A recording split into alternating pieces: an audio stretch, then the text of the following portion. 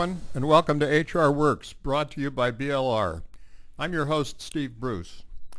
HR Works provides clear, relevant, actionable information on topics that matter to HR professionals. When you're armed with best practices, plus the knowledge to keep your organization in compliance, HR works. Today in HR, everyone's talking about talent development and its sister topics, engagement and retention. But a lot of the talk is just that. Development is hard to define, hard to put into meaningful action. So to gain some clearer understanding and some practical tips, we've asked Bob Kegan, who is co-author with Lisa Leahy of An Everyone Culture, Becoming a Deliberately Developmental Organization, which was recently published by Harvard Business Review Press. Kegan and Leahy have been research and practice collaborators for 30 years and have also co-authored Immunity to Change and How the Way We Talk Can Change the Way We Work. Kegan is the Meehan Professor of Adult Learning and Professional Development at Harvard University's Graduate School of Education. Leahy, also on the Harvard faculty, is a founding principal of Minds at Work, a leadership learning professional services firm. Welcome to HR Works, Bob. Thanks, Steve. Happy to be with you. So let's dive into deliberately developmental organizations. In your book, It's a mouthful, huh? Can you tell us a little bit about that? Sure. We call them DDOs for short, so you don't have to say those long words again. But deliberately developmental organization would be kind of an answer to the question, if you deeply believe that your company is only going to go as far as your people will take you, and you wanted to develop the most powerful incubator for growing talent within your ranks, you wanted to take account of all that the science we have developed of adult development and neuroscience, what would your organization look like? What would your culture look like? And I have spent a lifetime, some of my co-authors, in addition to Lisa Leahy, by the way, this includes Matthew Meller, Andy Fleming, and Deborah Helsing. We have been collectively probably spent over 100 years kind of helping to develop that science and studying adult development, and we kind of dreamed up our kind of fantasy notion of what such a culture would look like, but of course that's not terribly interesting, I don't think, to a real world. So we then went out and kind of scanned the world. We, to be honest, limited ourselves to the United States because we wanted to spend time in these organizations, and it's inconvenient to be flying to Europe every week. We scanned the whole country to see if there were any organizations that actually were operating in this way, which we think would be kind of aligned with 21st century knowledge. We found 3 of these organizations, and we are in their debt because they were good enough and brave enough to let us come in. They really barred us in no way. They opened their entire organization to us, and we studied the heck out of them for a couple of years, and they did not know each other. Interestingly, they are in 3, very different kinds of businesses. They have, in many respects, lots of interesting differences. But what they all have in common is a recognition that in the normal organization, everyone is doing a second job that nobody is paying them for. And that second job is essentially looking good, hiding your weaknesses, managing other people's favorable impressions of you, always kind of being at your best. And while, one can think of that as human nature, quote unquote, we actually think it turns out to be the biggest waste of the most precious resource any organization has, the time of its people. Imagine, and then I will end this long speech, imagine an organization where people felt that the culture was trustworthy enough that they could not only be manifesting their strengths at work every day, but manifesting their weaknesses as well, as uncomfortable as that sounds, and then trusting that such manifestations were not going to be used against them, but rather that the culture would appreciate your acknowledging those just as quickly as possible, thank you, so that we can build supports around you to overcome them, and you would begin then to be imagining what a DDO really is. So if you have this situation, are you saying that employees would be paid to better themselves? How would that affect the bottom line? You've talked about strictly business value of being a DDO. Yeah, so exactly. I mean, I think the DDO raises the question as to whether organizations and the people who work in them cannot be much, much bigger contributors to each other's flourishing. How can the organization help its people to grow, and how can people thereby, for doing this growth, actually benefit the company? So it's an absolutely fair question. I mean, companies don't exist as human potential centers and merely for the purpose of developing their people. But on the other hand, in the complex, unpredictable, ambiguous kind of world that we live in, most managers and leaders of organizations know that they need to grow the capabilities of their people. With respect to the question as to what is the business value, that's a great question, because when we scanned and looked for these organizations, we weren't asking first, are you a successful business by conventional metrics. We wanted to know, do you create a culture that allows people on a regular basis to engage their growing edge? And when we found those, we were very happy to meet them. And then of course we became interested in whether or not these are also conventionally successful businesses, because we didn't want to be telling a story where the reader is looking at our book and kind of saying, yeah, these look like great places for people to work, but they're lousy businesses, and they better get the most out of them as quickly as possible, because they're going to go out of business. So we didn't choose them at all with respect to how successful they were by conventional means, but I think it's no accident, at least it's something people need to ponder, that these three companies, I'll quickly take you through them, are all tremendously successful and highly regarded within their particular sectors. So the three companies very quickly are Next Jump, an e-commerce business, a $2 billion e-commerce business based in New York with offices in London and Boston and San Francisco. And they've won all kinds of awards. They won the McKinsey Award for Innovation. There was an article about them, the best company you've never heard of. Very successful e-commerce business. Just like one quick indicator of their success, the average turnover on an annual basis in these high-tech companies, where you got these very bright young employees who are being recruited on an almost weekly or monthly basis, is about 40%, which I know any of your listeners will know, is a huge cost of all sorts to the organization. When they became a DDO, their turnover rate dropped to single digits, and it has been single digits, leading their industry ever since. A second organization is called Decurion, based in Los Angeles. It is a portfolio company. It's kind of the mothership of its best-known division, which is the ArcLight Theaters, fabulous movie theaters, high-end theaters, a great place to see a movie. But they also have a considerable real estate portfolio that they manage, and they are also in the area of assisted living, so they do a number of things. Again, tremendously successful business. Just to give a quick example, they have the highest, within the movie exhibition business, they have the highest per screen gross of any movie chain.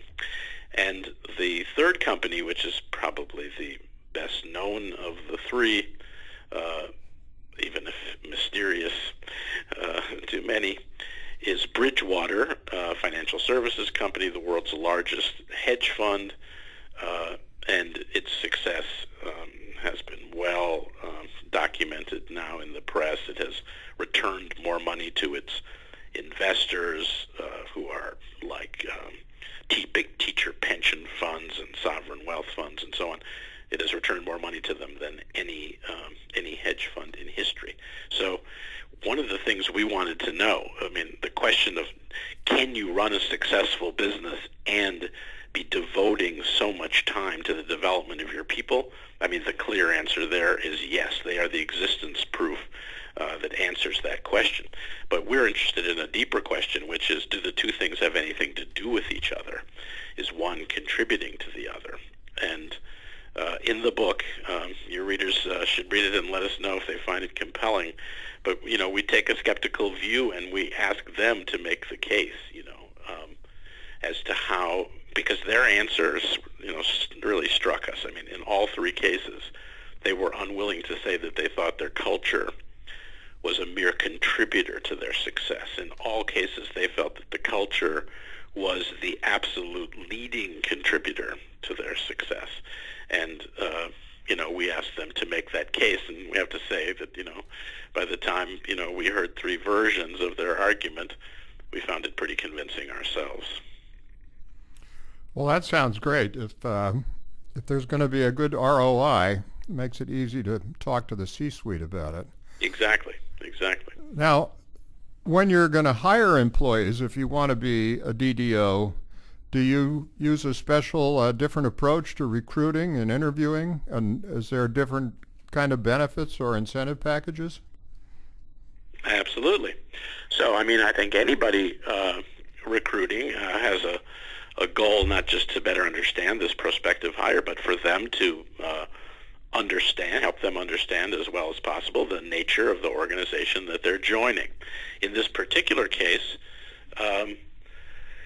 that's a challenging task. You want people to know that they're not going to be entering just any kind of company. That what they're really entering is, we think, a kind of 21st century transformation of what work is all about. So it's no mere tweak. It's really kind of saying to people, yes, we're a financial services company. We're an e-commerce company. Do you know how to code? Do you know how to think about investments? But also, do you have an interest in coming to work every day, knowing that your job is to not only advance our service and what we offer to our clients, but to be working on yourself, to become a better version of yourself, and to be supporting others in their own efforts to improve themselves. And so each of the organizations go to great lengths to give people, a picture of that. I mean, one of the startling, attention-grabbing things about Bridgewater that often, freaks people out is that they so believe in the kind of trust-damaging quality of behind-the-back conversations, the sort of thing that goes on in, nearly every organization, that they all agreed to eliminate the back that anyone could talk behind by agreeing to tape record all their meetings. So if I'm talking to you, Steve, and I report to you, and I'm talking with you about Alice, who reports to me, and you're asking me, how Alice is doing, and she's not in the room, and I'm telling you how she's doing. Alice, I have a responsibility to send her an email after the meeting, letting her know, we talked about you, in such and such a room at such and such a time, and you can hit a button on your computer and you can listen to it. So we're talking about dramatic transparency. And this isn't just explained to a prospective hire. The fact that they have all this stuff taped makes it possible for them to say, let's just drop you into, what goes on, in a typical meeting, here at Bridgewater. And they can see, for example, that meeting is often going to go back and forth between sort of the business agenda and the personal learning opportunities that, arise during the meeting. They're going to see that every employee around the table has his or her own, company-issued iPad that has an app loaded into it that everybody has dialed into, and that app lists the names of everybody in that meeting. It reminds everybody of the, 30 or 40, desirable characteristics of how to carry on in a meeting, which I think any organization would agree to, like, clarity of communication, courage to, push your view when it's unpopular, and so on. And literally during the meeting itself, if you find yourself particularly impressed by the way somebody's operating, you next to their name, you might, give them an 8 on a 1 to 10 scale or something. You might even type in a few words. And similarly, if you felt like somebody was actually doing quite poorly on a dimension and, wimped out of a difficult conversation or something, you might indicate that too. So the prospective recruit is getting a picture that if I want to come to work here, and by the way, the research on millennials suggests that one of the things they most want, which they can't find in ordinary organizations, is more feedback. Well, the prospective recruit is going to see, if I come to work here, I'm going to be getting feedback, not just like after every meeting. I'm going to be getting feedback, if I want to look at it, on my screen right during the meeting itself. And it's what tends to happen in these, recruiting, potential hiring kinds of conversations is they do a good job letting people know this is a whole different conception of work. And you get some people who respond immediately in panic to such a possibility and say, thank you very much, and this is obviously not the place for me. You get another group of people who kind of, their position is, this makes a kind of logical sense to me. I think it's going to be really difficult for me. I think I can bear up under it, and they kind of come in with a sort of a white knuckles approach. And then you get another group of people who are basically incredulously kind of staring at you as they get the picture, and what they're really saying is, you're going to pay me to come in and work here? I mean, I'm going to have all this kind of support to my growth and development, and you're going to be paying me as well, and, how quickly can I start? And obviously, I mean, that might be, assuming those people also have some of the talents you're looking for, your ideal group. But also, you take a lot of people, I think, in the second group as well, and you hope over time to kind of convert them, because, what we've learned is the reason people get alarmed at the prospect of these organizations is that they don't understand how powerfully kind of encoded in their whole way of thinking about work is the notion of this second job. They don't understand that there is another way to work than thinking of everything you're doing at work as a kind of performance that is then going to be judged, and you have to hope, like any performer on stage, that you get good reviews, and you have to hold your breath every time you get feedback, and the notion you're going to be getting all this feedback, is kind of terrifying. What these cultures are doing is saying, listen, it is a waste of precious energies to be looking at work as a continuous performance. And it would be much better to look at work as an opportunity for practice rather than performance. And in practice, we didn't hire you because we thought you were perfect. We hire you because we think you're good, and that means you can get better. And practice is a matter of making mistakes and making them fast and making them frequently and, failing forward. And in a practicing context, if I told you the coach was going to, rarely give you feedback, I mean, would you really want to hire that coach? So what really happens is when people start to work there, they kind of recognize that they have brought a whole different concept to what work is about, and that concept starts to change. Seems there's a lot wrapped up in that concept of trust that you mentioned at the beginning. Yeah, absolutely. You've got to believe that the culture really means it when they say we're not going to punish you for your limitations. But you get pretty quick demonstrations of this, because another big feature in the DDO is that rank doesn't have its usual privileges. You're not shielded if you're very senior up on the highest floor of the building, very quiet floor. I think it's always struck me whenever I'm up on those floors is how quiet they are, how far away from the action, the leaders are. In the DDO, you better be perfectly fine with somebody a half or maybe a third your age, coming up to you, as a young man did to Ray Dalio, the founder and leader of Bridgewater, and said to him, "Ray, I'm giving you a D+ on your presentation at that prospective client meeting yesterday. We told you, that we really wanted to land this client, and we needed you to do, X, Y, and Z. And it seems to me, you tell me if I'm wrong, Ray, but it seems to me that you really didn't prepare for this meeting."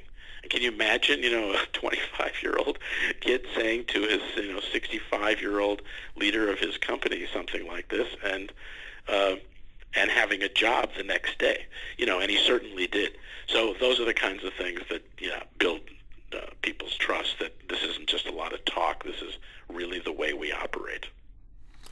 Is there anything that you do differently in compensation or incentives in a DDO? Yeah. So at Next Jump, for example, they literally compute your bonus on twice. So 50% of your bonus, and no more than 50% of your bonus, is related to your contributions to revenue, your contributions to the bottom line and to the business. And 50% of it is based on your contributions to the culture. How much do we see you working on bettering yourself and helping those around you better themselves? And you can be a client giant. You can be somebody who just tops everybody else in terms of the business you bring into the company. And if you're doing nothing on the culture side, your bonus is going to be half of what it otherwise might be. That's pretty clearly hardwired that you have this dual job. When we look at typical organizations' approach to employee development, we often find there are lots of programs. They have off-site meetings, other kinds of initiatives, but they're usually decided on by executives, and then HR probably implements them. And at DDO, though, it seems like there must be more than this. Yep, absolutely. So, we think that, without realizing it, we've put together a kind of we, the organizations collectively, if you look at them, have put together a kind of 20th century answer to how do we develop our people. Because most of the organizations we talked to when we were scanning and looking for DDOs, in the wild, so to speak, would, first thing they'd say is, our people are our most important component of the company. We believe in people development. We do all kinds of things. So what do you do? So the 20th century answer is a collection of things that sound different, but if you step a bit back from them, as I'm going to suggest to you, they actually are part of a common family. And that answer is, as you suggest, mentoring programs, executive coaching, high potential programs, leadership development programs, even, corporate universities. And we don't think there's anything wrong with these, and many of these go on, in the 3 DDOs that we studied as well. But they go on as figures on a bigger ground that we think begins to shape a 21st century answer to, how best to develop our people. Because the reason we say the 20th century answer, all those things that sound, quite different, but what they all have in common is, first, that they're too infrequent. I mean, the application, so to speak, may not happen often enough in terms of, the offsite or the executive coaching or the leadership development program. They're for too few people. I mean, just take the high potential program. Typically for 5 to 10% of your people, which, by the way, no one thinks about the damage you're doing to the other 90% who you're indirectly declaring, don't have high potential. So it's for too few. and it's going on too far away from work. It's something that's kind of extra and outside of the workflow, and that costs the company something. You know, people aren't working when they're off kind of in the program. And if something great is going on in that space away from work, you still have the problem of transfer. Can people actually transfer what they've learned in this high potential program when they come back into the culture? What these DDOs are doing, in addition to providing lots of this kind of coaching and so on, is they are essentially weaving the development opportunities and activities literally into the workday on a daily and weekly basis. I'll give you a quick example of that in a moment. But when you listen to it, you're going to see that it's not too infrequent. It's happening continuously. It's not for, too few people. It's for everyone, which is why we called the book The Everyone Culture. And it's not happening too far away from work. It's happening right during work itself. So let me give you an example. At Next Jump, they kind of looked at all the desirable qualities and features of what you would want in a talented employee. And maybe because they're a high-tech company, they have kind of a binary approach to things. You write code and everything's 0 or 1. They shrunk it all down to 2 things. And they said, basically, the things that they think are most important is that it's good to be confident. It's not good to be so confident that you're always thinking you're right. You don't listen to other people, and let's call that what it is, arrogance. It's also good to be humble. But it's not good to be so humble that you undermine yourself and you kind of feel like you have nothing to offer. And let's call that what it is, insecurity. And then they say, listen, every one of us leans a little or more than a little in one direction or the other. Every one of us, has a forehand, so to speak, where we're strong, and we have a backhand where we are typically weak. And we've done this in our own classes and in talks and so on. It always works out the same way. We describe the differences and we say to people, you don't have to tell us how far you think you lean in this direction, but how many know that you kind of lean in the direction of insecurity? And half the group will raise their hand immediately. And then we say, okay, and how many of you know that you're arrogant? And you don't get anywhere near as many hands. It's like, well, arrogant people don't even like to say they're arrogant, or they're sitting there kind of like critiquing the whole idea or whatever. That's arrogance, okay? So everybody laughs and realizes, okay, and you cannot spend literally a half hour talking to any person in Next Jump without their kind of disclosing to you which way they lean. So they'll say, so I'm working on this project, where we're trying to alter this website. And by the way, I lean arrogant. So, and everybody just tells everybody which direction they lean in, okay? So they have, you're not just kind of, kind of having a better understanding of yourself, but on a regular basis, you're having opportunities to practice. So the first talk I ever gave at Next Jump to tell them a little bit about the work we were doing, they then opened things up to questions, and this woman asked me a question, first woman, and I think it was Megan Messenger, one of the leaders of the company. She stopped me before I could answer, and she said, before you answer, Bob, I just want to point out here, that, Denise asked you this question. And this is because Denise leans insecure. And, we all know that the insecure people tend to speak little and last, in meetings typically. And the arrogant people talk a lot and they talk first and they get in. So we invite everybody to practice, just even in a meeting. If you lean insecure, get your voice in early, just like, Denise did. And by the way, you can be sure, Bob, there are several people sitting around this table who are having to clench their fists to keep themselves from talking because they know they lean arrogant and they're practicing moving in the other direction. So there you have the practice and the development just going on just beautifully, just in the very context of the work itself. How about the role of human resources in a DDO? Could you touch on that a minute? Yeah, I would think that anybody interested in human resources, and I spend a lot of time in lots of, more ordinary organizations. I mean, they might be very special in many ways, but I mean, they're not DDOs.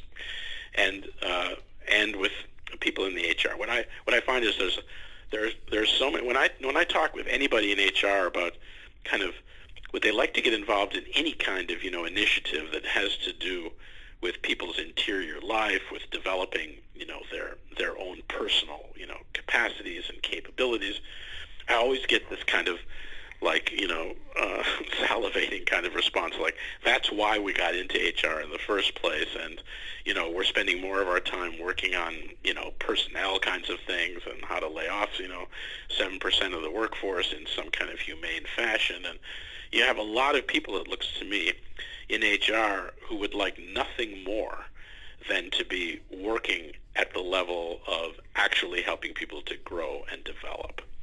And in a DDO, there is a kind of organization-wide responsibility for those functions. That is, one of the tenets we say is that in a certain respect, everybody is HR. I mean, everybody has the responsibility to be supporting each other. At Next Jump, they have a formula: a better me plus a better you equals a better us. So at one level, everybody's working on this.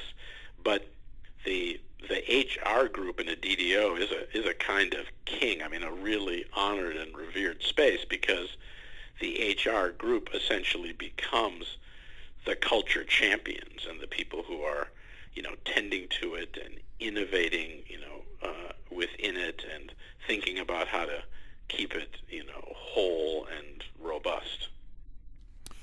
Okay, now if a company is looking to become a DDO, I guess the first thing they do is buy a copy of your book. That's a good idea. They should buy 100 copies, Steve. Or maybe 100 copies. And then what would the next steps be? Okay, so in the book, people will see that although we're featuring these three organizations and really taking you into the life of them and showing you their practices, and there's even a chapter that gives you a chance to go through an exercise where you would see what your own growing edge is that you'd be working on in a DDO.